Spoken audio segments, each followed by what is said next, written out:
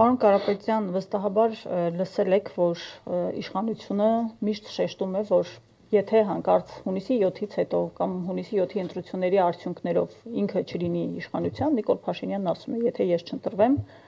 այլ ընտրվեն եւ 3 ուժերի է հիմնական եք ուժը Հայաստանն է, ասում է այդ պարագայում պետք կլինի պատերազմ եւ անգամ նշում է ամիս սեպտեմբերին իր պարտության պարագայում հարևաններին հաջող քաղաքականություն վարելու մեջ են մեղադրում Փաշինյանին, եթե զուգահեռներ ենք տանում, ինչ է ստացվում այդ հայտոն է ձեր պատասխանը դրան։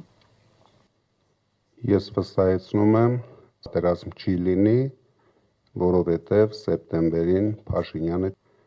Հայաստանին սպառնում է 2 մարդ, Ալիևը։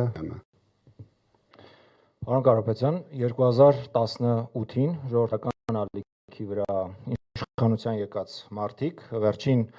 8 տարում ապացուցել են, որ իրենց իշխանությունը առաջին հերթին սեփական կյանքը բարելավելու համար շատ են սկսած միլիոնավոր դրամների պարգևավճարներից մինչև առանձնատներ, որոնք կառուցում այսօրվա պաշտոնյաները։ Դուք ինչպես եք պատրաստվում համոզել մեր ժողովրդին, ձեզ իշխանությունը պետք է ոչ թե սեփական թիմը հարստացնելու համար, այլ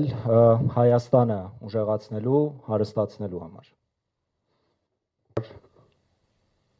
Գալիս են արդեն հարստացած մարդիկ,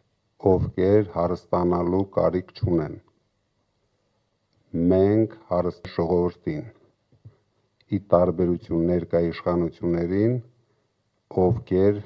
բյուջեն լցնում են սեփական գրպանները։ Երկիր